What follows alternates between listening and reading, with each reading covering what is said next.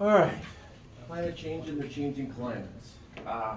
This picture here from the beginning of the book shows you, well, methane gets slowly released, especially if it's in like bogs, areas that are kind of swampy, or areas that were bogs or kind of swampy, and maybe spend most of the year frozen over. Well, that rotting material and whatnot creates methane, and it comes up in these little gas pockets that we can see while this is frozen. And this is one of the concerns of climate scientists is there's a lot of areas that are like this that are kind of thawing out. Areas especially that have permafrost. Permafrost being, well, I mean, we all know what the ground is like when it freezes because it happens every year in Minnesota. Well, you can imagine if the ground thawed out like a couple feet deep, but below that, it never really warmed up enough for it to thaw out. That'd be kind of restrictive when it comes to developments and making homes and all kinds of things, right? Well, anyway, that's a picture from the beginning of the chapter. Gonna talk about climate change this chapter. I would say when I first started teaching physical geography in the 90s, this is a controversial topic. I feel like it's less controversial these days. Well, we'll just go through all the different things involved. The chapter starts out talking about, well, nuisance flooding. What does that mean? Well, we talk a lot about climate change and sea level rise, but what happens around the world as far as right now, let's see, I think I got an image maybe. There's a number of areas of the world where the water is basically kind of seeping in underneath, and the sea level in different places can change depending on, well, if you have constant winds kind of going one direction. If you remember, the hurricane has that storm surge, and so, well, if you got a place that has kind of constant wind going somewhere, that will make the sea level there rise up a bit, right? You think in your head, well, wouldn't it be the same every place? Well, there are plenty of places where they have the opposite situation where perhaps ocean currents and winds might be all kind of going away from a coast, and that will make the sea level in that area slightly less. Well, with all this kind of changeover and what's happening, there's a number of places where underground their fresh water sources are being inundated by salt water, right? And so that'll ruin your well if you have a well going. It'll make it so that if you use that water for irrigation, if it suddenly turns salty, you're out of luck. And at this stage, well, they call it a nuisance because it'll happen when it's not raining, when there's not a flood. In places like this, if these elements just come together, it will just kind of seep in underneath the ground.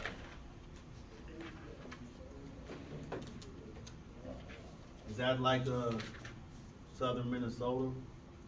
That happens? Is that considered that? Would that be? Oh no, this is all coastal areas. Oh, okay. Coastal areas. There's nothing up here in Minnesota. That's just, when we get floods, that's just kind of the standard normal flood.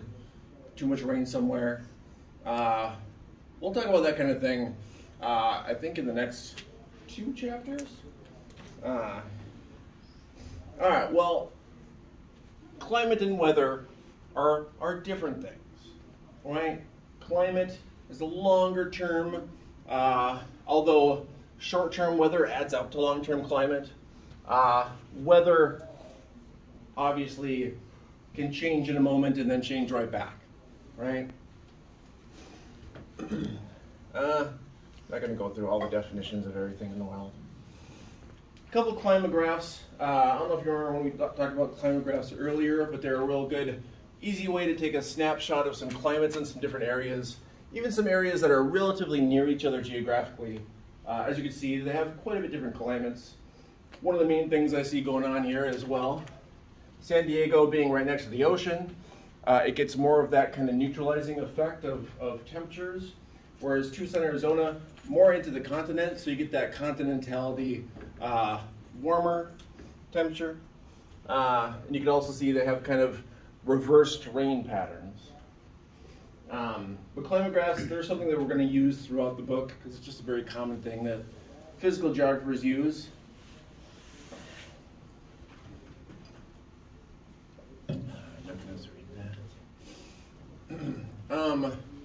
So in general, the average global temperature has increased since 1880, and that doesn't sound like a lot, 1.5 degrees. That's a global average, and I would say on average, well, the average climate around the equator has increased the least amount, and then the further you get toward the poles, that is where it has increased the most. So although this is the average, and then maybe around the equator, maybe it's just half a degree or something, but then around the poles it could be like maybe 5 degrees on average being warmer. This might not sound like a lot, but in the Arctic areas, this can add up to a lot fast because so much is frozen. And if you have areas that, even though it's just a couple degrees, if you have large areas that usually are frozen and they start thawing out, you have large scale things like all that methane from rotting material being released. One of the other things we're seeing a lot of these days are Arctic wildfires, which used to be a big rarity. And what's been happening is in the summers, in the far north, we're talking, you know, Alaska, areas of Canada, areas of Europe, very far north, even areas that are normally ice-capped, right? Like Greenland, mostly ice-capped. But in the summers, those places are all getting warmer, and the vegetation is growing thicker, which tends to happen, but it also is getting dried out more rapidly. And so there are these, well, I think there's an image here. There are these really large fires that are taking place, and what happens is, you know, you don't have a huge population in Greenland, but scientists who are looking at the ice cap and whatnot, they're just finding lots of smoke and ash on the glaciers. And this is changing the albedo of the glaciers. I would say usually every spring we kind of, in Minnesota, we go through, you know, our snow melts. And you might notice that something's sitting on top of the snow, like a stick or, you know, a dog poop. They will warm up more rapidly than the snow itself, so you'll see them kind of sinking into the snow. If you ever wondered why, that's the kind of reason why. Well, all this ash being darker than the color of snow when it goes on the glaciers is just warming up the Arctic more rapidly than it would otherwise be in an already warming world. And so these things are kind of adding up, put it that way. Oops.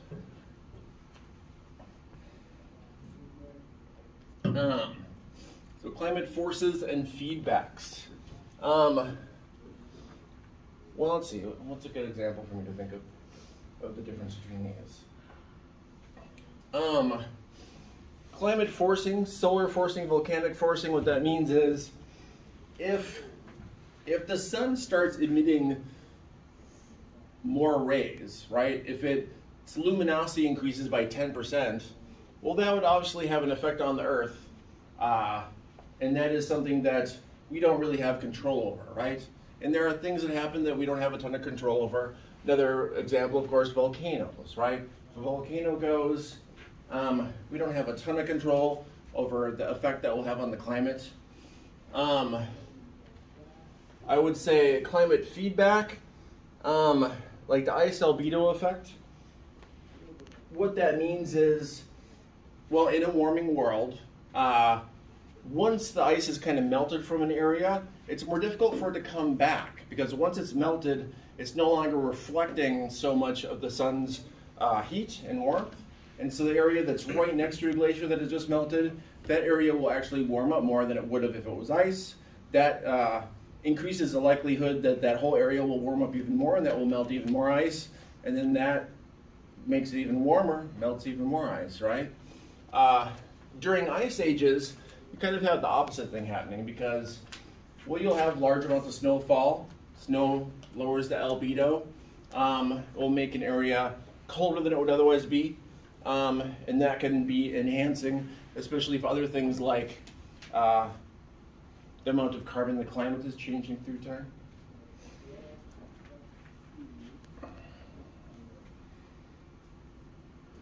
This is just kind of repeating what I just said here.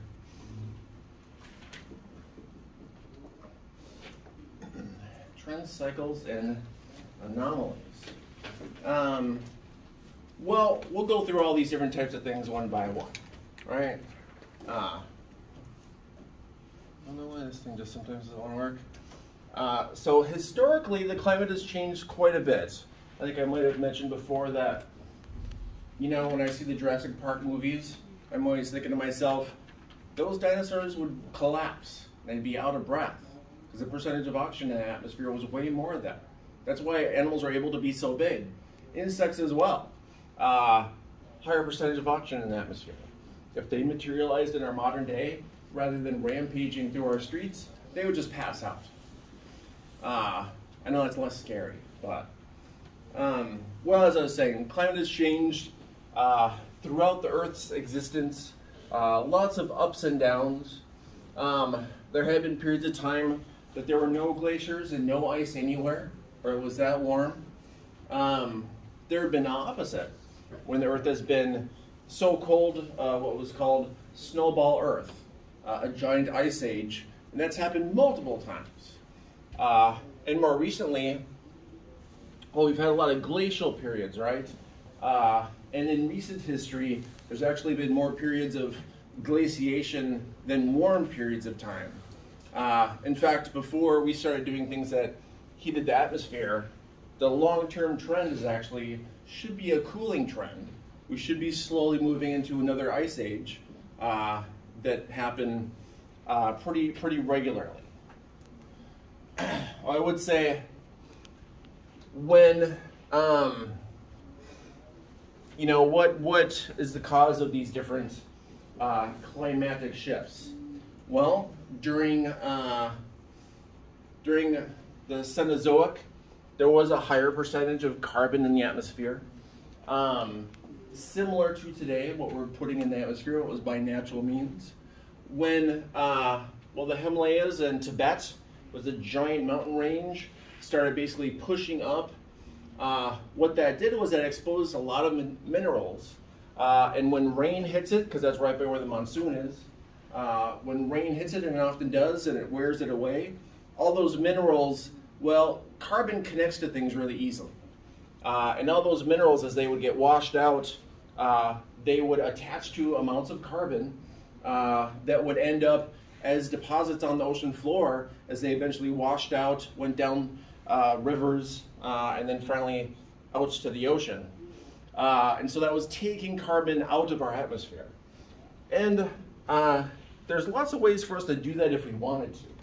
When it comes to geoengineering, which humans have been pretty afraid to kind of dabble in, because they're worried about unintended consequences of geoengineering.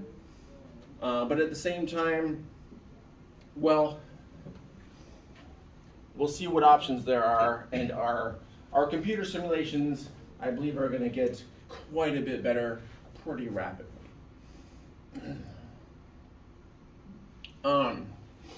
This is kind of, like I said, coming into our current time frame. What we live in now is just called an interglacial. It's a small period of time in between the glacial periods. But that's the reason why we still have big glaciers that exist in areas of the world, is just when the Earth starts kind of warming up enough that those would melt, it goes back into a cooling cycle. You can see these different kind of cycles, and you can also see that there's a lot of variation, right? A lot of variation. You have interglacials, a little bit warm, glacial period, a little bit cool, right? Back, forth, back, forth. And that's been the regular thing for some millions of years.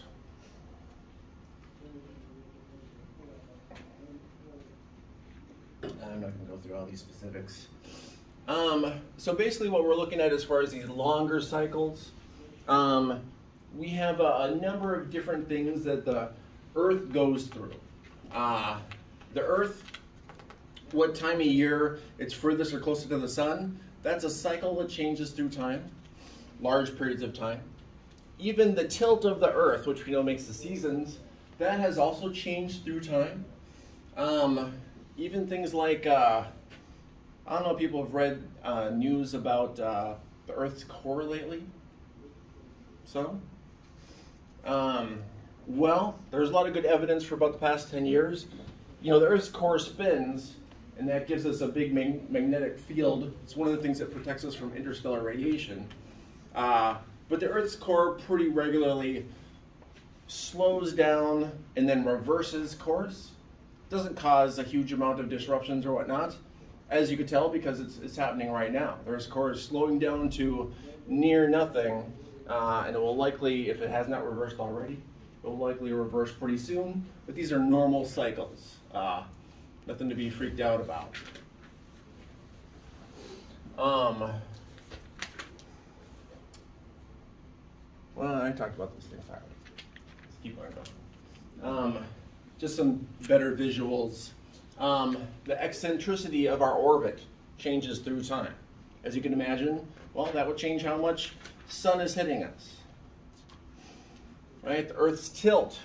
And again, this happens every 41,000 years. Like clockwork, the variation. Basically, when the Earth tilts less, you're more likely to get an ice age because this ice that is going up here doesn't get warm enough to melt.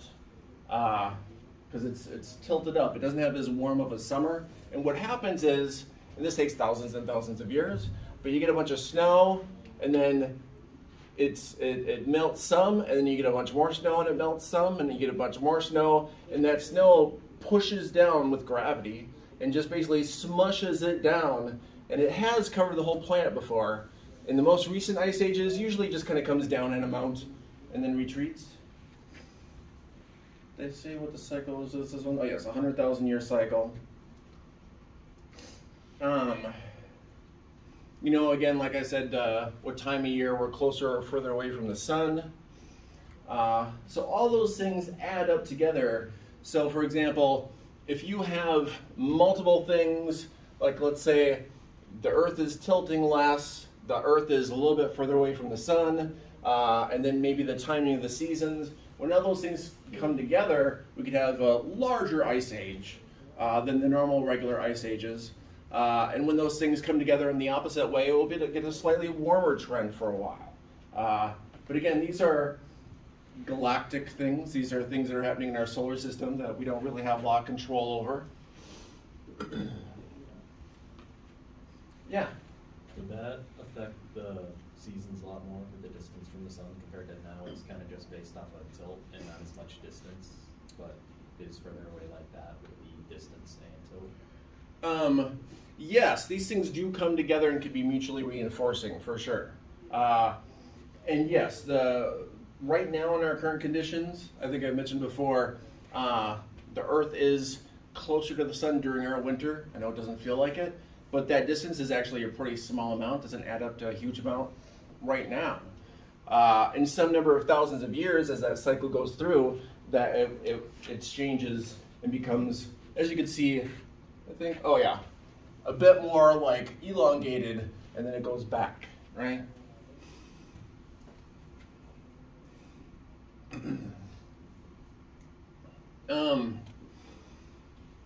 Let's see, what I would also say is, well, anomalies, there are actual climate things that happen due to changes in sunspot activity, and that's an 11-year cycle that's pretty reliable. Often that will just make things a little bit warmer or a little bit cooler, depending on if there's more or less.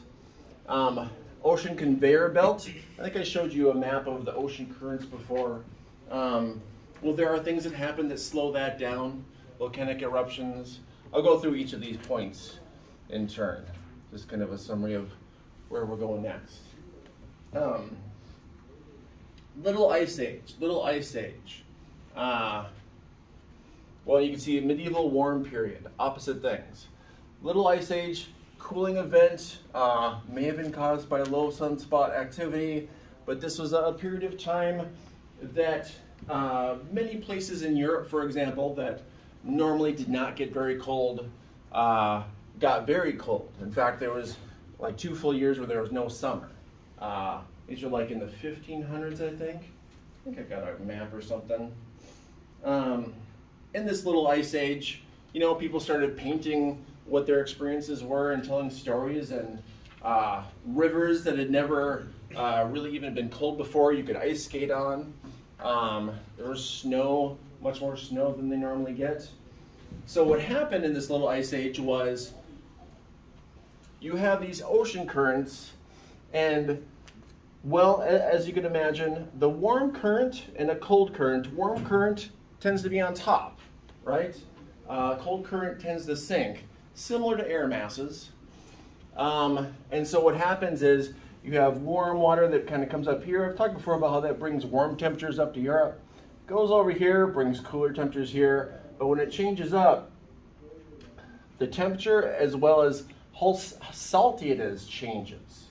And what happened was we had some basically little bits of glaciers that were a bit marooned and had created a big ice dam for some water kind of near the Great Lakes. So if you could imagine something similar to the size of a Great Lake suddenly emptying out, and how that would change the saltiness or not saltiness and the temperature of the ocean. And so basically what that did was that slowed down this whole conveyor belt system for a number of years. And so the normal warm waters that come up here and warmed up Europe just were not doing it anymore. And conversely, the whole rest of the cycle got way slowed down. And so it had similar effects to different climates throughout the world.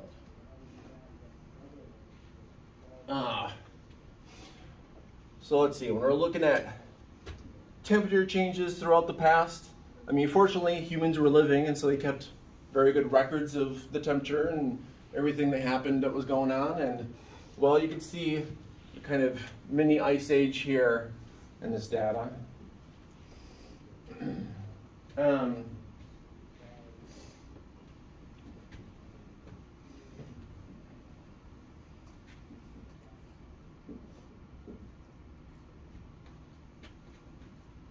So Greenland, which had been a colony, well, of Norway basically, it says the Vikings and the Norse. That's basically Norway. The Vikings in Norway had actually colonized lots of places. They had colonized Britain, colonized lots of places. Well, they attempted to colonize Greenland, attempted to colonize Iceland as well. Ironically, Iceland has more green space, and Greenland is more ice-capped. But as you saw that little ocean current and whatnot, slight changes in that not only changed the temperature of these areas and made, well, a number of settlements die out, but it also changed the patterns of how people could trade and how easily they could flow from one area to the other. Well, I would say if this hadn't happened, the Vikings might have settled even further to the west, say North America. Would have been a different world, but they died out. And they had a lot of difficulties already. So for example, Greenland, as you can see, has a great big ice cap. There's some areas here, some areas here, but it's far enough north that it doesn't get enough sun for something like trees. Trees need a certain amount of sun.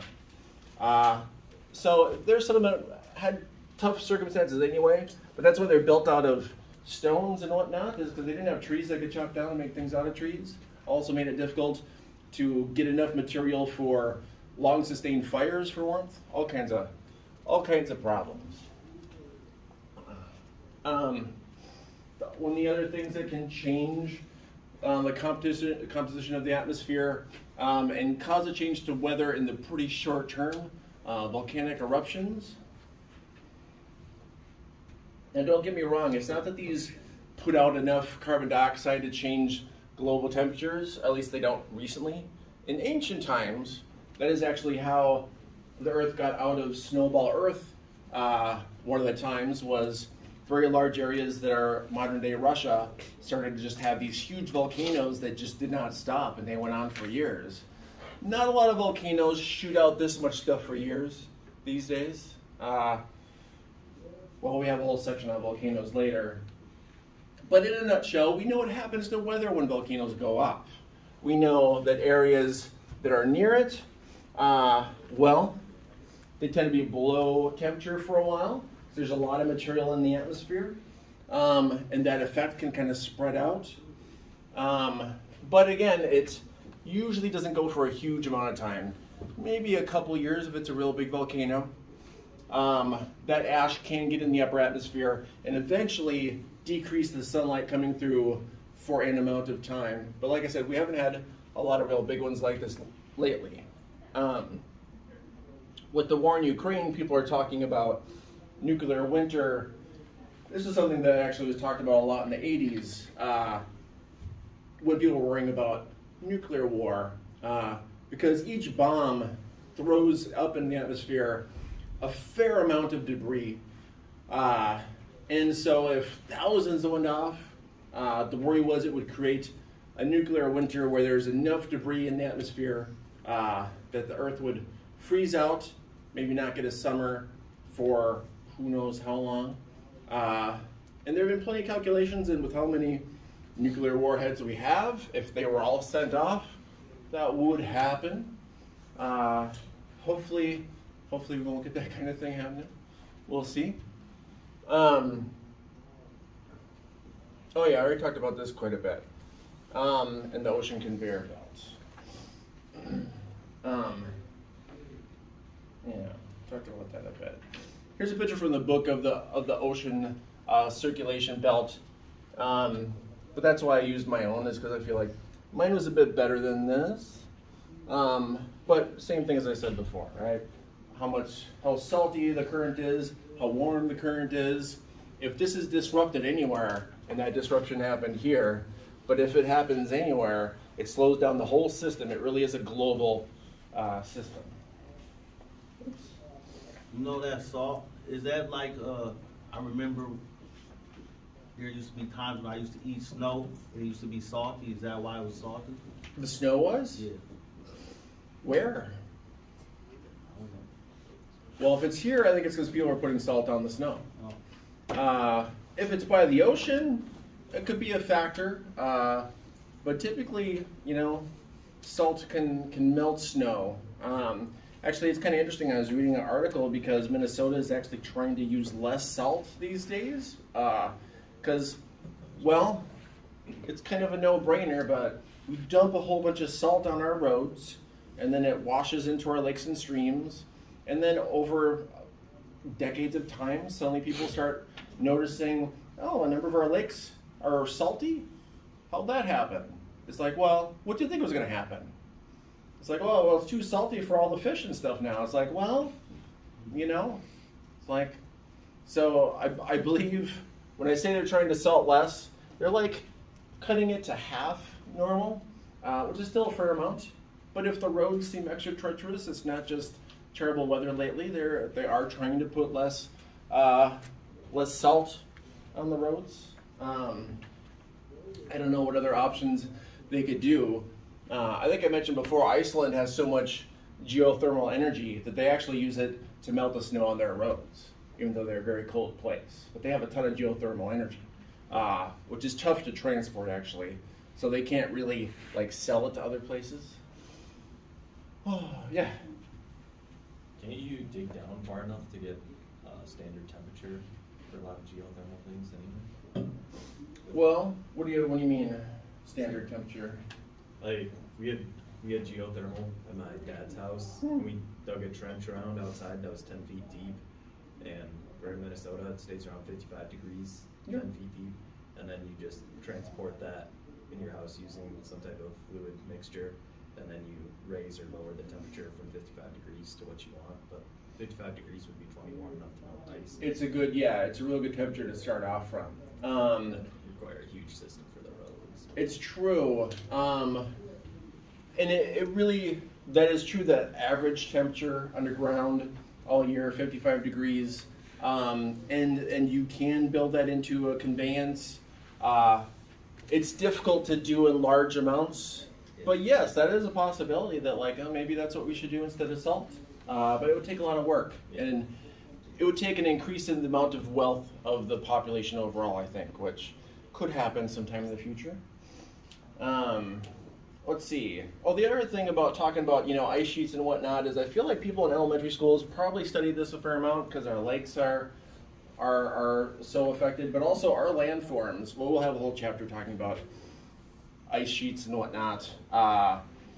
But obviously, like I said, I bet you already know that is why we have Great Lakes where they are. And also, part of the reason why we're the land of 10,000 lakes, a lot of this was the effects of glaciers.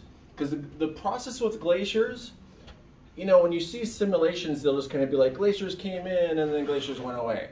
But it's really more like glaciers come and go, like they come down in all these different little ways. And each little time they kind of jab down, they will kind of, jab into soft material.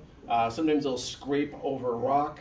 But like, you could go on hikes here and see glacial potholes, which are large formations that happen from glaciers. That's kind of part of our local geography.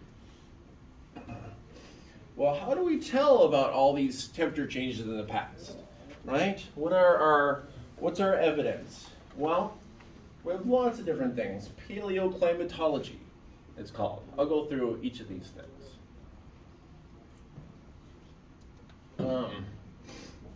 This is actually a picture from Alaska last time I went. And I mostly had this to show you, it's not unusual for glaciers to have these little stripes because they're grinding off the side of the mountains. But this is when I talked about that there's darker and darker material on a lot of glaciers. It's kind of how it looks, although that's not what happened here.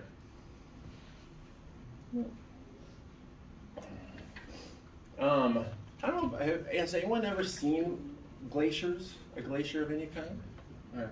Was it bluish in color? You remember, where was it? Alaska. Alaska. This is also Alaska. Well, if you wonder why it's blue, the reason snow is white is because of the air component in it, right? It has a lot of air. Glaciers, having been squished underneath layers of ice and snow, squeeze out that air, so they will take the blue color that they are without much air. Just a couple of glaciers. So how do we know these different temperatures going back in time? Well, we can do ice cores.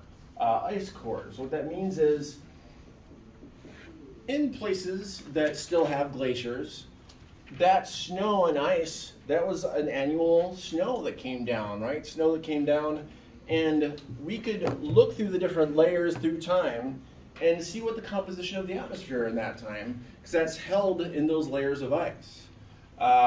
We could see a lot of different things, actually. You could get traces of stuff that were blowing around at the time, pollen. You go some places where you get large amounts of insects that were stuck, lots of different things. The further down you go, the further back in time you go, but also the further back you go, the longer it's been squished together, and so you're less likely to find larger things like insects when the further back you go.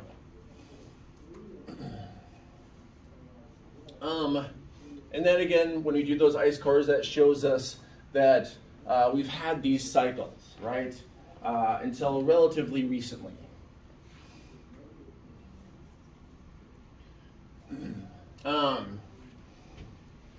We can also do bog cores. So similar to ice cores, you have old swampy bogs that are made of organic material, and it grows and then it gets laid down, then a new grows and lays down. And so there are layers of this going back through time that also have samples of the atmosphere going back thousands of years. And so we could do these as well. Tree ring analysis. I don't know if people have ever looked at that kind of thing. You've seen tree rings before when someone chops down a tree or a piece of wood somewhere. Usually tree ring analysis these days, they just drill in and then take out about the size of a pencil. Because you could get most of your data that way. Counting the lines, because each year your tree will go more quickly in the summer, right? And then it slows down in winter. And so you can see the growth and kind of hibernation cycle, growth and hibernation. Actually, this type of analysis can also show you lots of other things. You could see if there's been a large forest fire, because a tree will recover and keep growing, but that layer will have a bunch of kind of burnt areas in it. I would say, actually, this is the type of analysis a lot of local Minnesota geographers who are looking into climate change, they're looking into this kind of thing because they're really curious about trees. They don't seem like they move around, but obviously they do. They drop seeds, and all trees would love to be everywhere in the world, right? Hypothetically. Well, we're seeing a small amount of trees changing where they are depending on slight climate changes in Minnesota.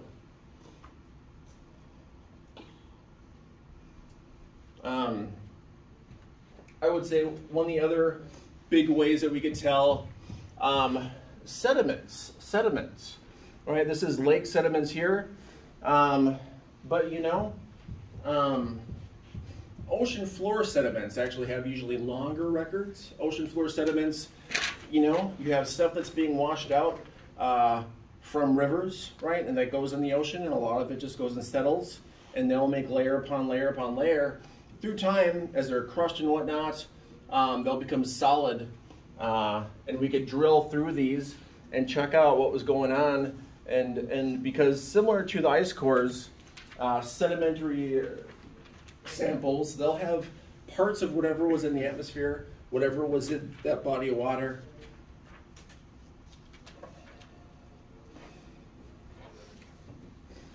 Carbon and climate.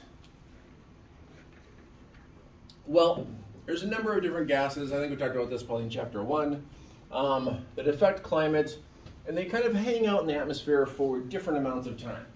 So for example, if we were able to cut methane emissions, well, in 10 years, they would be down to whatever we would want them to be, because that's a pretty quick cycle, right?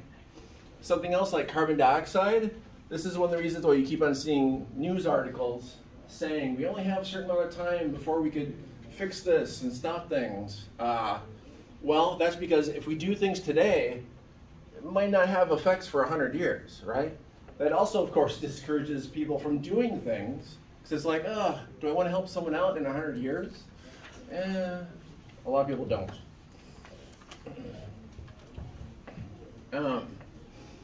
Other greenhouse gases, water vapor, it is a greenhouse gas. Well, already talked about carbon dioxide and methane. Carbon, you know, in these things, the carbon cycle is just kind of it's not an unnatural thing. Carbon is constantly taken out of the atmosphere and put back in the atmosphere as kind of the normal thing. Like you as a human do that, right? We're all putting carbon directly into the atmosphere right now when we breathe out, right? We're part of that carbon cycle. We'll then eat food, maybe a carbohydrate. Carbo, it has carbon in it, right? We take that in through food. We release it when we breathe. It's part of how our system goes. It's part of how all animal systems go. And then obviously, you know, plants are the opposite, right? Part of that cycle. So carbon, most of the world's carbon, when it says stored in the lithosphere, it just means rocks, right? Because carbon really easily attaches to things. And similar to when we talked about how a lot of carbon was taken out of the atmosphere when we had mountain building, large mountain building events, because carbon was sticking to all the minerals that were being brought up, and then they were washed to the bottom of the ocean. Carbon went with them. So there are things that can be done to take carbon out of the atmosphere. Mostly what we're doing though is we're taking the lithosphere, which is rocks, and we're taking some like coal, rocks, and burning in them, and so carbon that has been stored for millions of years is being released back into the atmosphere whenever we burn a fossil fuel. Here's a picture from the book, kind of just saying that same stuff that I just said. Yeah.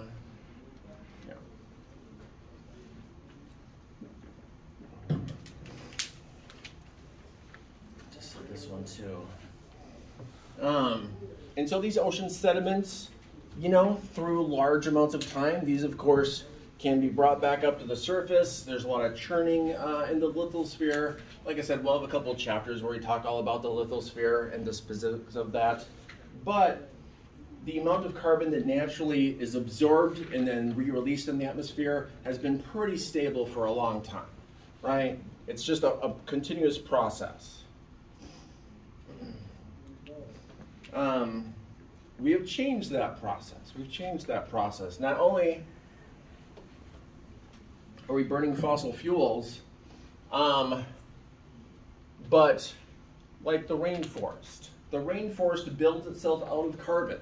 So the rainforest is a whole bunch of stored carbon in all of that vegetation, not just the trees, but all the vegetation is stored carbon. Well, if you deforest, if you cut down a forest, especially if you do slash and burn agriculture, which is kind of one of the easier forms of agriculture around the world, you just set a whole area on fire and burn it out, because then you don't have to do the difficulty of removing these things. Just burn them out, and then you lay down some agriculture. And now when the agriculture grows, it takes carbon out of the atmosphere again, but it's not as thick and dense as a tropical rainforest, for example. But also on top of that, you've released all that stored carbon. So as this process has happened, as we have cut down forests, changed them over to agriculture, or sometimes over to nothing, we're just putting more carbon out into the world. And we're also removing where carbon could go in the normal cycle, right?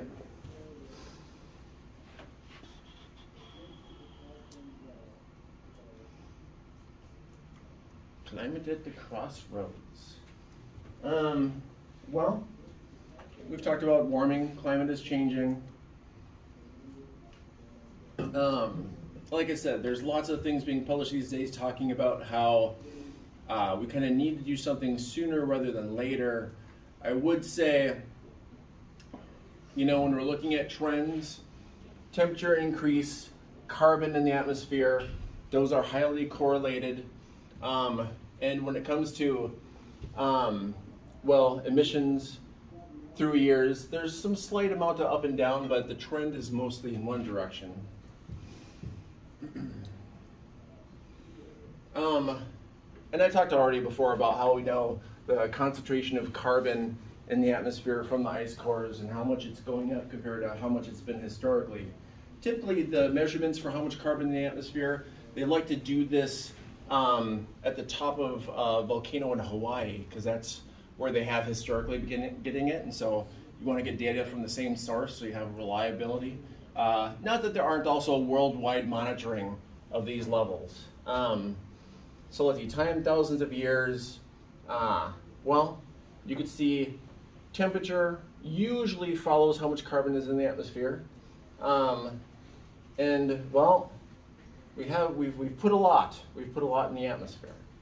Put quite a bit. Oops. I also mentioned how the Arctic is warming at a higher rate. And one of the interesting things is, not everyone thinks this is a bad thing. Russia, their official government kind of policy when it comes to warming is that's okay. Makes our summers longer. It makes it so, I think I got a map here somewhere. Well, actually, I'll pause at this one for a sec. You can see temperature rising more around the Arctic in general, right? Now, this whole area here being Russia, Russia, part of the reason it's currently at war with Ukraine is because it wants to utilize a seaport that Ukraine has, because shipping goods is still the cheapest way to send goods around the world, right? Compared to a plane, you can't really do a train from Russia to around the world. So this whole area here is their main coast, the north. And that is locked up in ice a good percentage of the year. But it's getting more and more of the year, it's ice-free, which has allowed for greater productivity. Also, this whole area here, very sparsely settled, but very, very high in precious metals and all kinds of things that have been locked up in the permafrost. Very expensive to get to. And so all these natural resources for Russia, like they want this thawed out, and they want access to all those materials for the money. And they, well, that's the main thing they're interested in. They don't care about how it would affect the rest of the world. Like I said, that's Russia's official policy. The other thing is, as this is warming up, a lot of this area here, it doesn't have what we call good drainage. So what that means is, you know, they get some rain and whatnot, but because there's no drainage, you know, there's not a lot of rivers that bring this water out of the area. So you have large areas that are really swampy, and then when they thaw out in the summers, they kind of go back to doing their swampy normal thing, but they spend most of the time frozen up. But if they're going to spend more time thawing, that's going to release more methane, more emissions. And also, when I talked about those fires that are happening in Greenland, there's more happening here.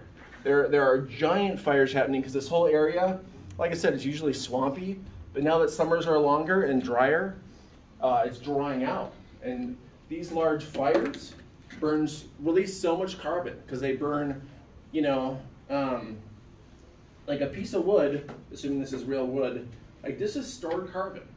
So wood products, like that's stored carbon. If you set that on fire, all that carbon is released, right?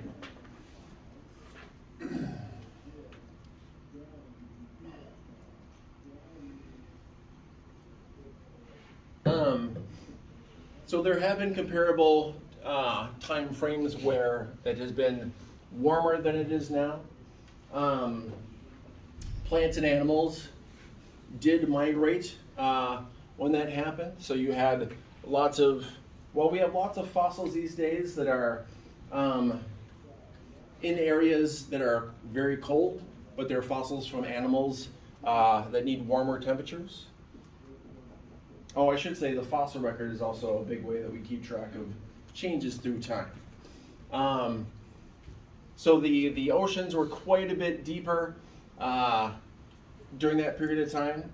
Not only is there a lot of melt, so for example, this picture in the book, I think the caption before the picture is an ice-free world. Oh, actually, it's right here.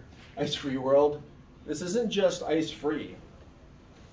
Warmer temperature, you have what's called the thermal expansion of the oceans. Water, if it warms up, it expands a bit. If you multiply that effect to the oceans, that really exaggerates the effect of that warming. That's why, although we have melting glaciers right now, most of when I talked about the nuisance flooding and whatnot, a lot of that is happening just because the oceans are warming up a bit and it's expanding as it does.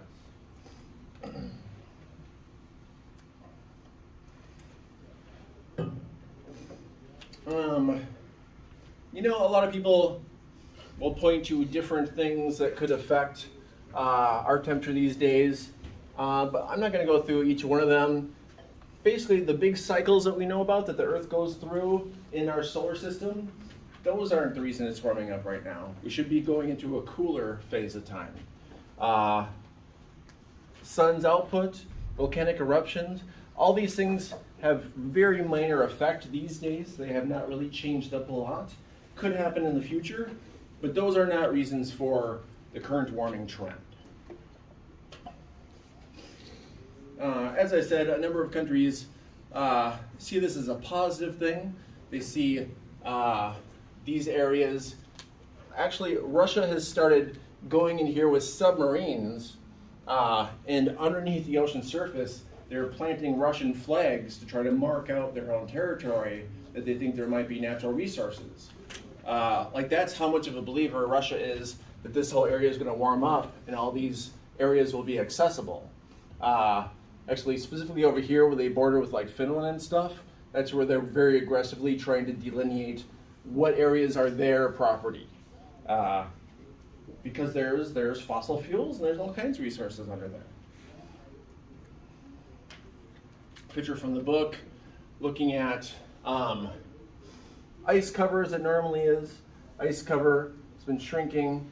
So technically, you know, this area here also would have more access, but this area doesn't have a lot of trade, right? Russia really wants to be part of the international economy, in order to be part of the international economy, you've got to trade with other countries. A graph from the book. You know, these graphs, when they're on a paper, are great, but when doing a presentation, it's just like a whole bunch of noise.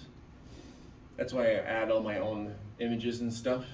So the IPCC, Intergovernmental Panel on Climate Change, they're discussed a lot in the news. And when they are discussed, well, they're an international body who looks at climate and changes and sees what coordinated efforts can be done, but they don't actually have much political power. People will talk about them as being, oh, this scary world government thing, but they are completely toothless. They're completely toothless.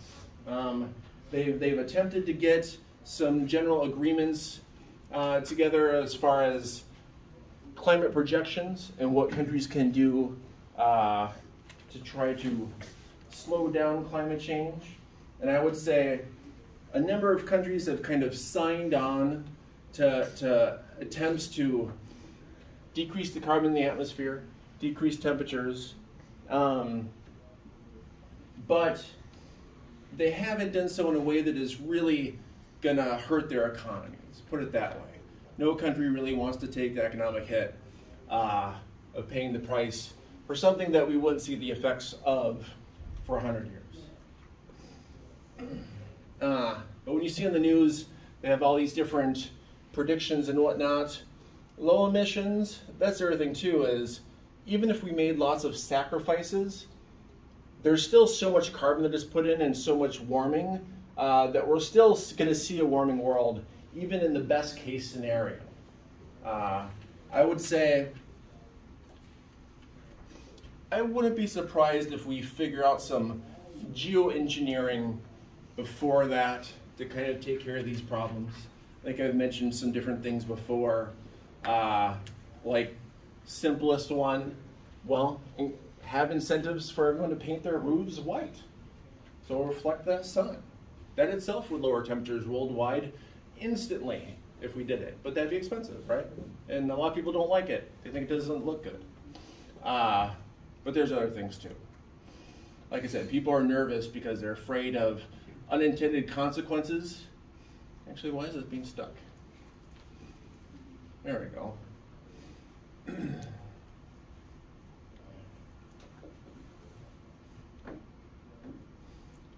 Fixing climate. So if you've heard of the Paris Agreement, it's discussed pretty regularly. Paris Agreement, an effort, basically, if you remember from the earlier, climate has already risen 1.5 degrees. This agreement would, well, be okay with a continued amount of warming. As you can see, many countries have signed on, but many countries actually don't produce that much carbon. They don't produce a ton of it. It kind of depends on how developed or not you are. More developed places are creating a lot more. I'm not going to go through every single thing of the Paris Climate Agreement, other than saying, well, you'll read these in the book, and when you do, keep in mind that there's not real penalties if countries don't do this stuff. So there's not a lot of teeth behind it.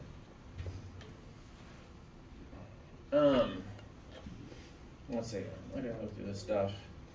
What can be done?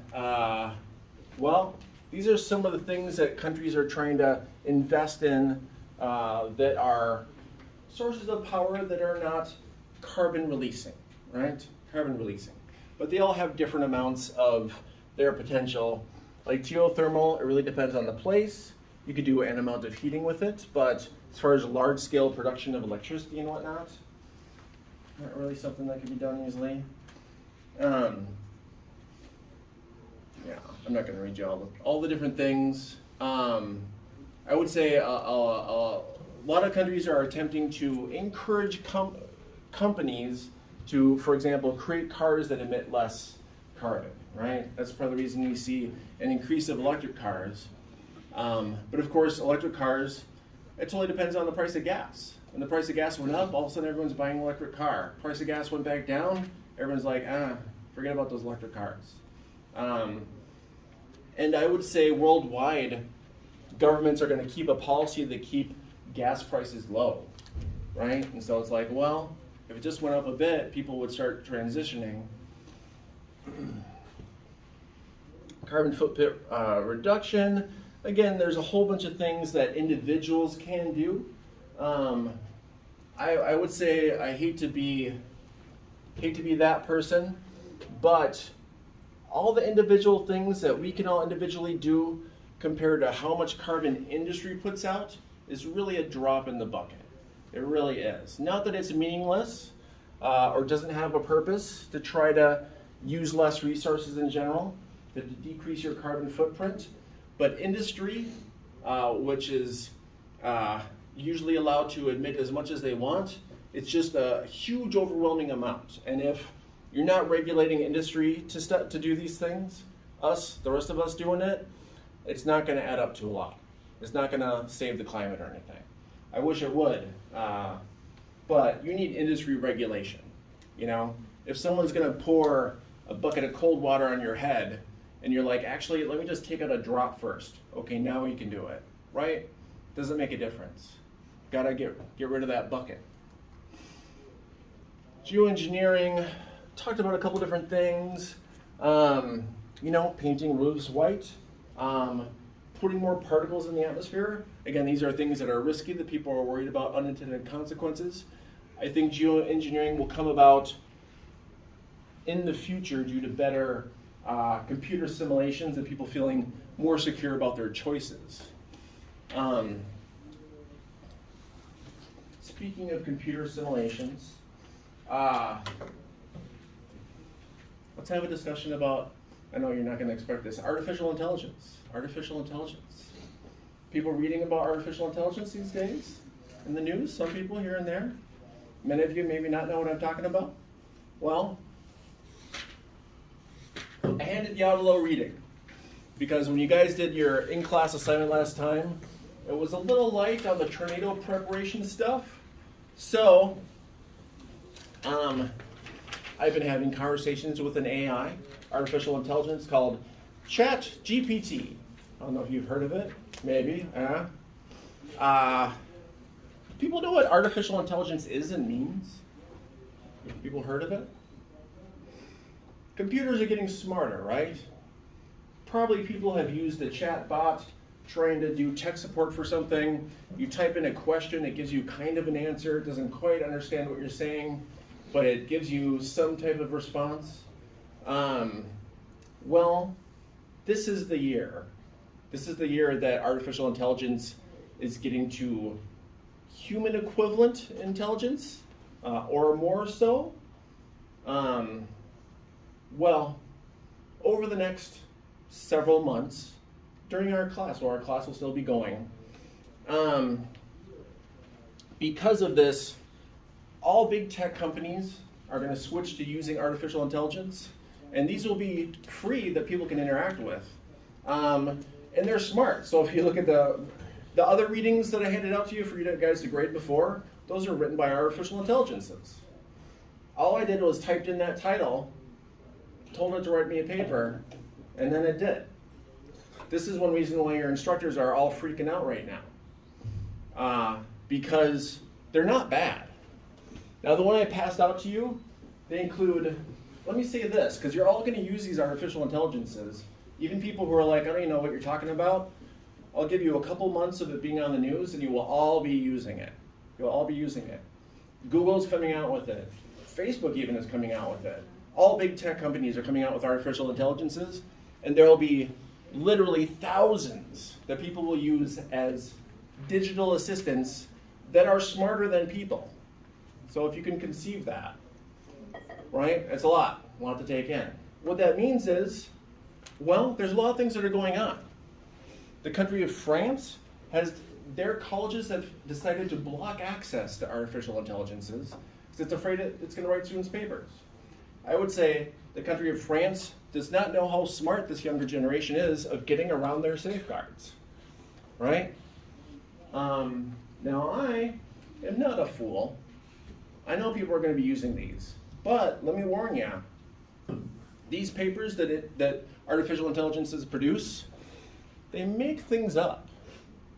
So on the one that I sent you out, I told the AI, write me up a little report, and it has some good information about tornadoes and tornado safety, but it has literally made up interviews with people.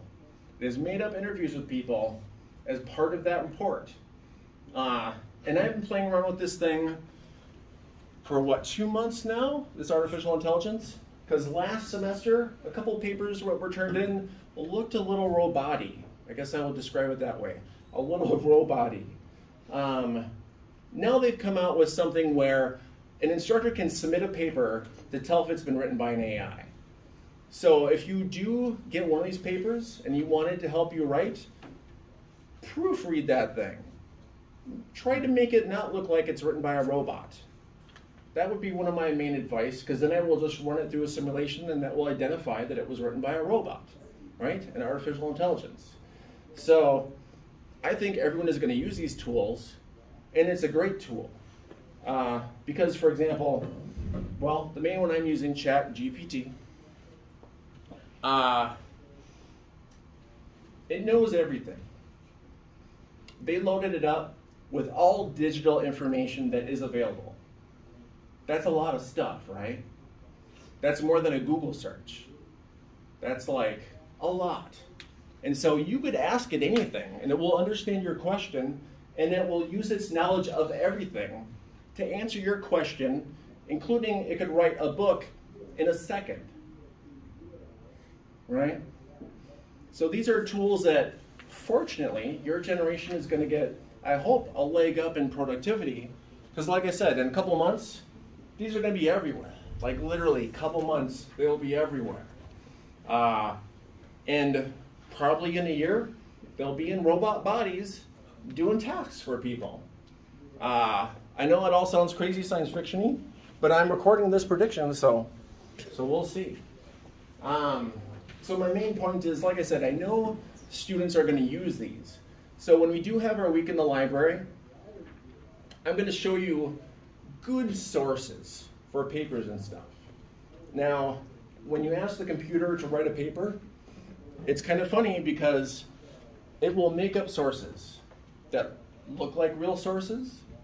And what it'll do is, like you'll say, write a paper about tornadoes, right? And it'll look through its data bank, and it'll be like, oh, here's an author who writes a lot about tornadoes. What kind of book would they write about tornadoes? It'd probably be titled this, and it was probably published in this year. And so we'll put that information in your bibliography. When your instructor takes that, puts that into their own AI, and says, what of these sources are real? It'll be like, oh, I couldn't identify these two sources. And you'll look, and it'll list a journal and pages and the full thing, and you'll look it up, and it does not exist. It's what's called a hallucination problem with AI. Because you have to remember, well, humans have a little bit of trouble telling the difference between reality and not reality, right? Fortunately, usually you could just use your eyes and try to experience reality. An AI doesn't really have that. It's all the same. It hasn't experienced the life, and so it gets mixed up as far as stuff that it's making up versus stuff that is real stuff. What I would say, like I said, I'm assuming you're all going to use these AIs. When you do, I would do this. I would challenge you to really interrogate it. Ask it difficult questions. Ask it big, complex questions. These AIs, they will only do what you tell it to do. So if you tell it a real simple thing, it'll do a simple thing. It has way more capability, but you got to tell it, and you got to keep at it. You got to push it. But it literally, it's gonna change the world, and it's happening this year. It's happening this semester. All right. Well, I yacked your ears off. Don't really have enough time for you guys to do questions. So, just put it out too many anyway. Before you go, write your full name. Try to be legible. It's easier for me to put in my grade book, especially your last name, legible. But sign this before you go to get your points for today. If you got any questions, come on up and let me know.